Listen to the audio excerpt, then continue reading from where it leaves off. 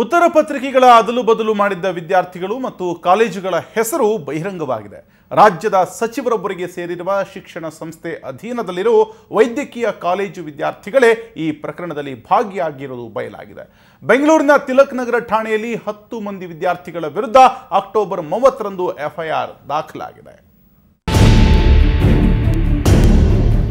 ಕಳ್ಳ ಹಾದಿಯ ಮೂಲಕ ವೈದ್ಯ ವೃತ್ತಿ ಮುಂದುವರಿಸೋಕೆ ನಿರ್ಧರಿಸಿದ್ದ 10 ಮಂದಿಯ ವಿರುದ್ಧ ಈಗಾಗಲೇ ಎಫ್ಐಆರ್ ದಾಖಲಾಗಿದೆ. ಈ ಮಹಾನ್ ಮೇಧಾವಿ ವೈದ್ಯರು ಯಾರು ಅಂದ್ರೆ ಡಾಕ್ಟರ್ ಬಸವೇಶ್, ಜನರಲ್ ಸರ್ಜರಿ, ಕಲಬುರಗಿಯ ಎಂಆರ್ಎಂಸಿ ವೈದ್ಯಕೀಯ college. Doctor Kuval Sinha, dermatology ವಿಭಾಗ, Davanagere JJMC medical college. Doctor Andita Roy, MD radiology, ಸುಳ್ಯದ KVJ medical college.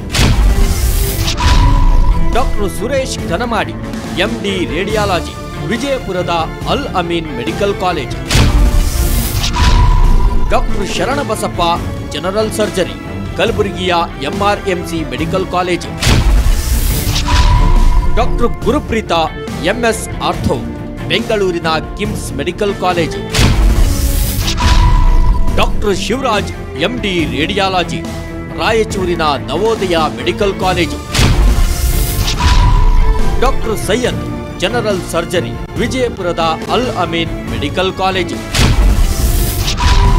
Doctor Puneeth Paul, doctor Pandit Raj, general surgery, ಬೆಂಗಳೂರಿನ ಎಂವಿಜೆ ಮೆಡಿಕಲ್ ಕಾಲೇಜು. ಉತ್ತರ ಪತ್ರಿಕೆಗಳ ಅದಲು ಬದಲು ಪ್ರಕರಣದ ಬಗ್ಗೆ ಸಿಂಡಿಕೇಟ್ ಸದಸ್ಯ ರಾಜೇಶ್ ಶೆಣೈ ನೇತೃತ್ವದ ತನಿಖಾ ಸಮಿತಿ ಈ ಬಗ್ಗೆ ಸಿಂಡಿಕೇಟ್ನಲ್ಲಿ ವರದಿ ಸಲ್ಲಿಸಿತ್ತು. ಕುಲಸಚಿವರ ದೂರು ಆಧರಿಸಿ ಎಫ್ಐಆರ್ ದಾಖಲಿಸಿಕೊಂಡಿದ್ದ ತಿಲಕ್ ನಗರ ಠಾಣೆ ಪೊಲೀಸರು ಇದುವರೆಗೂ ಚಾರ್ಜ್ ಶೀಟ್ ಸಲ್ಲಿಸದೇ ಇರೋದು ಅನುಮಾನಕ್ಕೆ ಎಡೆ ಮಾಡಿಕೊಟ್ಟಿದೆ.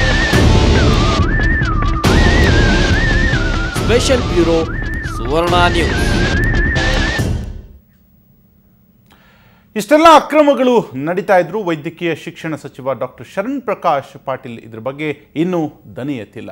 ಈ ಪ್ರಕರಣವನ್ನು ಸರ್ಕಾರ ಸಿಐಡಿ ಅಥವಾ ವಿಶೇಷ ತನಿಖಾ ದಳಕ್ಕೆ ವಹಿಸದೇ ಇರೋದು ಕೂಡ ವೈದ್ಯಕೀಯ ಸಚಿವರ ಮೇಲೂ ಅನುಮಾನವನ್ನು ಮೂಡಿಸ್ತಿದೆ. ಜೈಲು ಪಾಲಾಗಲಿರೋ ಡಾಕ್ಟರ್ಸ್ ಮಾಡಿದ್ದೇನು ಗೊತ್ತಾ? ಉತ್ತರ ಪತ್ರಿಕೆ ಅದಲು ಬದಲು ಆಗೋದು ಹೇಗೆ ಗೊತ್ತಾ?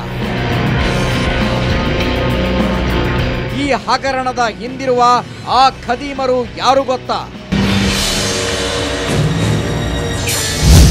ಅಡ್ಡ ದಾರಿ ಡಾಕ್ಟರ್ಸ್. Operation success.